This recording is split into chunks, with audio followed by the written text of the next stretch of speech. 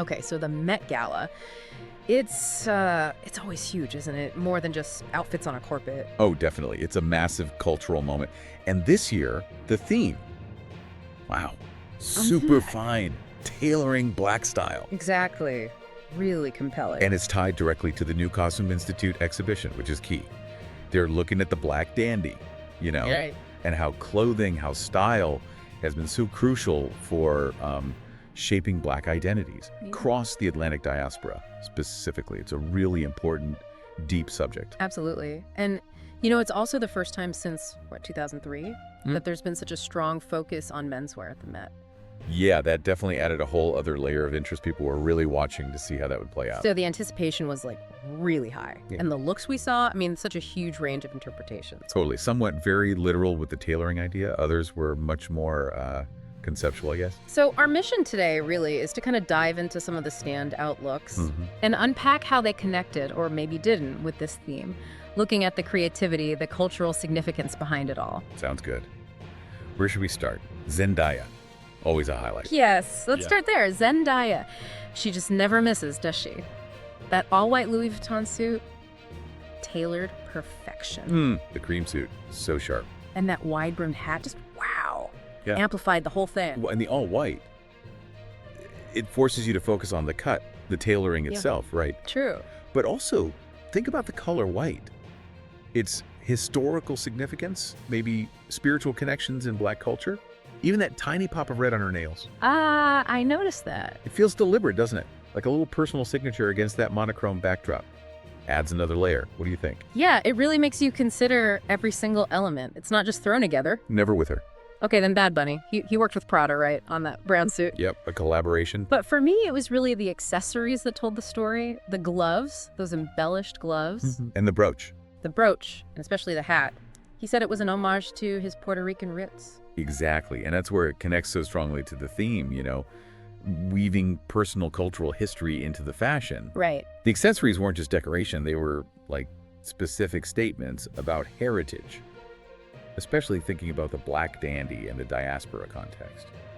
It's about asserting identity through style. Such a powerful way to do it. Okay, completely different direction. Kim Kardashian. Ah, yes, all black. All black, yeah. Yeah. Croc embossed leather, like chrome hearts, super fitted top and skirt. Definitely not traditional tailoring. No, quite a contrast, but then layers and layers of diamonds and pearls. It's interesting though, isn't it, that all black leather, Yeah. it has its own history, like rebellion subculture vibes, and then putting that against super classic opulent jewels. Yeah. There's a tension there. Maybe playing with ideas of power, but in her own way. Could be. She always makes us talk, that's for sure. What about Sir Lewis Hamilton? He was a co-chair. Right, important role. Yeah. And he wore Grace Wales Bonner. A cream suit. And they've worked together before, haven't they? They have, which feels significant in itself. Championing a brilliant black British designer on that stage. Definitely. And Wales Bonner's work consistently engages with black identity, with heritage. So for him, as co-chair, to wear her design, that feels very intentional, very aligned with the theme. Yeah, spot on. The suit itself felt clean, classic, but modern. Agreed. Okay, now for something completely different. Chappell Roan. Oh, my goodness, yes. That hot pink patchwork outfit. Sourced from eBay, can you believe it? Amazing. And pure disco energy, right? She worked with Paul Tazewell, the Wicked costume designer. And Pat McGrath on makeup. Yeah. Yeah, quite a team. It wasn't exactly subtle tailoring. Not at all. But, it raises that question, what is tailoring in this context? It was definitely constructed, intentional. Yeah. And the disco link. Yeah. Well, think about disco, a huge era for self-expression, liberation, especially in black culture, and bringing in a costume designer. It highlights that performative side of fashion, creating a persona. Interesting take. Okay, Demi Moore went super literal. Yes, the tie dress. That Tom Brown gown, black and white stripes, sequins, looked exactly like a giant men's tie. It was brilliant. Yeah. So sculptural. Well, apparently it connected to her method dressing for film roles, which is kind of funny. It is. Playful, deconstructing a male symbol into high fashion. Yeah. But still keeping menswear, central to the look. Clever. Definitely memorable. Then Rihanna. Obviously, huge excitement for her return. It's massive. In Marc Jacobs. Yeah. And announcing her third pregnancy. Right. So understandably, that became a huge part of the story. For sure. But, Rihanna just being there is always a fashion moment. She constantly pushes boundaries. Even if the outfit wasn't the only focus this time, her presence matters. Absolutely. Oh, and speaking of legends, Diana Ross. Incredible. Her first time back since 2003. In that dramatic white look, feathers, the huge train. So iconic. And apparently her son convinced her to come. And the detail. The train had the names of her kids and grandkids embroidered on it. Oh, that's beautiful. That transforms it, doesn't it? From just grand fashion to something deeply personal, family, legacy. And in the context of this theme, it's a reminder that identity is rooted in those personal histories, woven right in. Lovely touch. Okay, Sydney Sweeney. She wore custom Miu Miu. Right, the beaded fringe on the shoulders, the gold hardware. She said it was an homage to Kim Novak, the actress she's playing soon. Which is fascinating. Fashion as, character research. Stepping into a role through the clothes. Yeah, another way identity connects to what we wear. Then Dua Lipa in Chanel. Oh, the craftsmanship. That looked incredible. Right. The chiffon dress, sequin tweed jacket, that organza cape. Pearls, feathers, crystals everywhere. Apparently it took something like 2,000 hours to make. Wow. That level of detail, the artistry, it definitely speaks to the superfine aspect of the theme, even if it's not traditional black tailoring, just pure haute couture excellence. You really appreciate the work involved. Okay, Sabrina Carpenter, Louis Vuitton bodysuit, burgundy. With tailoring details. Yeah. The bottomless look. That's what they called it. Collaboration with Farrell. And she joked about her height being why she skipped the pants. Huh. It's bold, playful, takes the structure of a jacket, but completely reimagines the rest. Very contemporary. Definitely. Kind of subverting the norm. You can see Farrell's influence there, maybe. Yeah, that mix of classic and a modern edge. Very him. Okay, Barry Keoghan. Valentino. Yeah.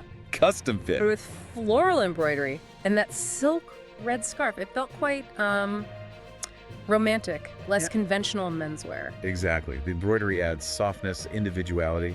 Shows that tailoring doesn't have to mean rigid, Great. It could have personality, artistry. The scarf gave it a nice pop, too. Agreed, Lord. We don't see her out that often. No, it was cool to see her there, in Tom Brown. That metallic silver look skirt set, bandeau, blazer. Very sleek. Almost futuristic, wasn't it? Still had the tailored blazer element, but the overall vibe was more avant-garde, moving beyond history, maybe. Yeah, interesting interpretation. Simone Biles brought the color. Oh, that blue. So vibrant. Harbison Studio mini dress. Had a collar, which nodded to tailoring. Subtle link. But then the long train, the jeweled bits, very dynamic. Yeah, integrating classic elements into something really expressive and joyful. That blue just jumped out. It really did. Coco Jones looked incredible, too. Stunning. In Manish Malhotra, the Indian designer. Right. That tailored cream and white look, the embroidery was so ornate. Incredible detail. And that dramatic coat, the statement necklace. It really brought in that global perspective, didn't it? Different cultural traditions of craftsmanship intersecting with the theme.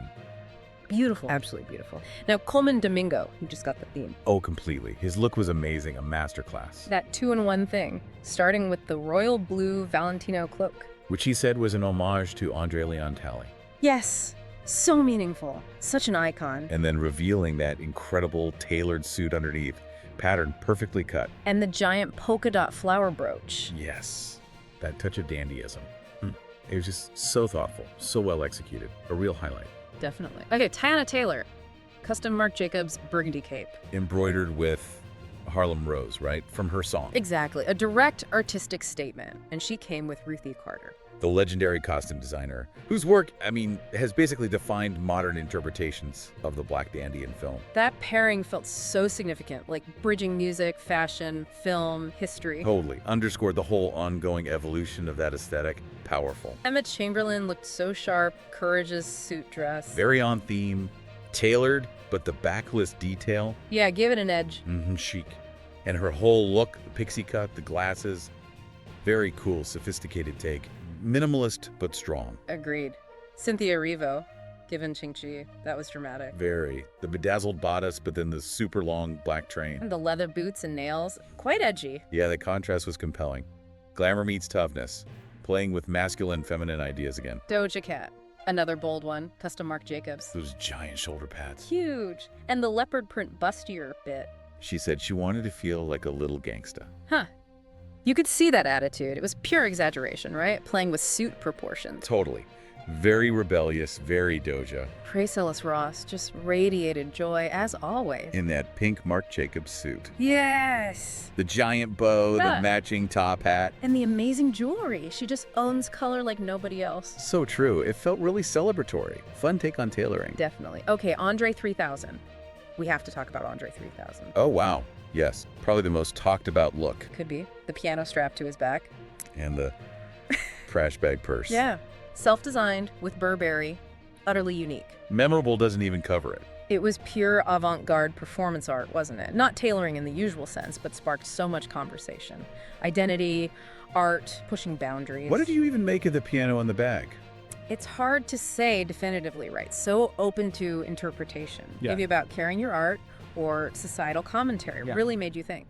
Challenged expectations. For sure, Lupita Nyong'o looked angelic. Oh, that powder blue Chanel suit. Just exquisite. So elegant with the matching hat, the transparent cape. And the eyebrows. The bedazzled black rhinestone eyebrows. Genius. Such a cool, unexpected detail. Elevated the whole thing. Pure personal style shining through. Absolutely. Cardi B bold as ever. The green Burberry pantsuit. Yeah. Head-to-toe green nails. Eyeshadow. And the new hair and eye color, too. It was a whole coordinated moment. Very strong color statement. Cohesive. You knew it was Cardi. Definitely her brand. Speaking of brands, Doe. Oh, yeah. With the Louis Vuitton logo literally on her face. Right. Talk about brand representation. And the suit mixed the LV monogram and the checkerboard. It was a very direct statement about that artist-fashion house relationship, branding as part of the persona. Very 2025. Yeah. Janelle Monáe, Tom Brown suit. Mm-hmm. Quite simple, relatively speaking. But incredibly impactful, and what she said about it, making her feel free. Yeah, that quote really resonated. It really did. Yeah. Styled by Paul Tazewell again, too. It just highlights how powerful clothes can be personally. Liberation through a suit. Powerful idea. Okay, last one. Madonna. A nod to her own history, wasn't it? Totally. Cream tuxedo, the cigar accessory. Very much playing with those masculine, feminine energies she's explored forever. Felt familiar, but still, you know, Madonna being Madonna. A knowing wink. Exactly. Her legacy in action. So, wrapping up, I mean, what a night. The 2025 Met Gala really delivered on exploring superfine, tailoring black style. It really did. Such a rich, diverse range of interpretations. We saw history, personal stories, pure creativity. Yeah, from the very literal tailoring to the much more abstract expressions, all paying tribute in different ways to the significance of Black identity in fashion. Absolutely. It underscored how dynamic tailoring style can be, how it's used to express who you are. Which kind of leads to a final thought for you listening. Thinking about all these looks, this powerful theme, what does tailoring style mean for you?